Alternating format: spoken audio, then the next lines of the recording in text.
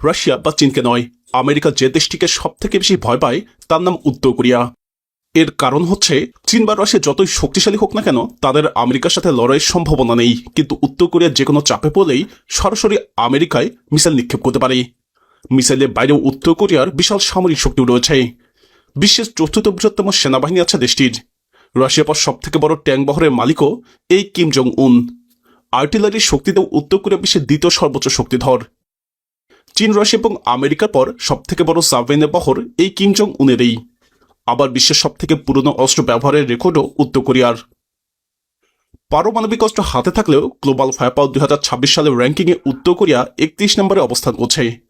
উত্তর কোরিয়া এই র্যাঙ্কিংয়ে এগিয়েছে, যদিও পারমাণবিক শক্তিধর দেশগুলোর মধ্যে কেবল উত্তর কোরিয়ায় এত পিছনে রয়েছে।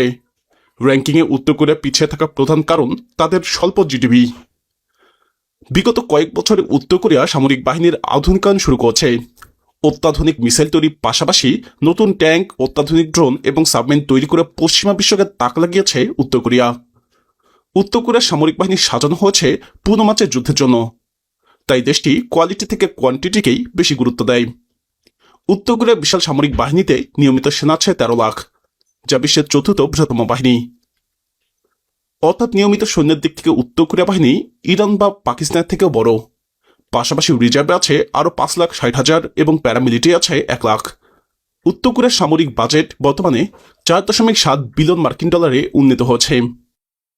উত্তর কোরিয়ার কাছে ট্যাঙ্ক আছে 6,500 উপরে। রাশিয়ার পর এটাই বিশ্বের বৃহত্তম ট্যাঙ্ক বহর। উত্তর কোরিয়া M2020 নামে নতুন একটি ট্যাঙ্ক তৈরি করছে, যা দেখতে অনেকটাই রাশিয়ার T-14 আর্মাতা ট্যাঙ্কের মতোই। আর্মাতা বর্তমান বিশ্বের সবথেকে আধুনিক ট্যাঙ্ক। তবে উত্তর কোরিয়ার অধিকাংশ ট্যাঙ্কগুলোই অনেক পুরনো। তাদের বাহিনীতে থাকা সবথেকে শক্তিশালী ট্যাঙ্ক হচ্ছে সোভিয়েত আমলে তৈরি T-72 মেইন ব্যাটল ট্যাঙ্ক। তবে উত্তর কোরিয়ার অধিকাংশ ট্যাঙ্ক 50-এর দশকে তৈরি T-54। উত্তর কোরিয়ার কাছে থাকা বাকি ট্যাঙ্কগুলো হচ্ছে T-62 এবং তাদের নিজেদের তৈরি চোনমাহ এবং পোকপাংহ।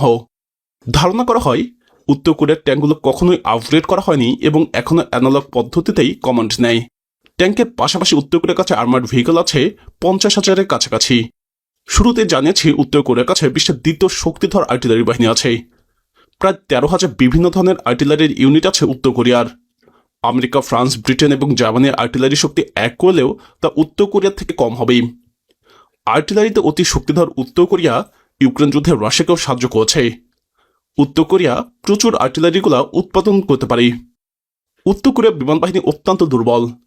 তারাই বিশ্বের সবথেকে পুরনো যুদ্ধ বিমান ব্যবহার করে। মোট সামরিক বিমান আছে 1,000-এর কাছাকাছি, যার মধ্যে যুদ্ধ বিমান আছে 650।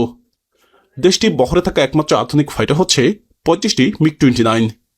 সোভিয়েত আমলে MiG-23 আছে 56টি এবং MiG-21 আছে 26টি। সবথেকে বেশি আছে 120টি চীনের তৈরি F-7। সেই সাথে J-6 এবং J-5 আছে মোট 200টি, সুখোই Su-25 আছে 34টি এবং সুখোই Su-7 আছে 18টি। বলা হয় উত্তর কোরিয়ার বিমান বাহিনী থেকে দক্ষিণ কোরিয়ার বিমান বিধ্বংসী মিসাইলের দাম বেশি। বিমানের পাশাপাশি উত্তর কোরিয়ার কাছে 20টি অ্যাটাক হেলিকপ্টার আছে, এগুলো Mi-24। সম্প্রতি ড্রোন তৈরিতে উত্তর কোরিয়া বিশ্বকে তাক লাগিয়ে দিয়েছে। আমেরিকা প্রধান কম্ব্যাট ড্রোন MQ-9-এর কপি করে তৈরি করেছে উত্তর কোরিয়া। এছাড়াও বিশ্বের সবথেকে দামি ড্রোন RQ-4-এর কপিও তৈরি করেছে কিম জং উনের ইঞ্জিনিয়াররা। উত্তর কোরিয়ার নৌবাহিনী খুবই আক্রমণাত্মক। বড় আকারের নৌযান আছে 5 শতাধিক। ধারণা করা হয় তাদের কাছে 70 থেকে 83টি সাবমেরিন আছে। আমেরিকা, রাশিয়া এবং চীনের থেকে উত্তর কোরিয়ার কাছে বেশি সাবমেরিন আছে।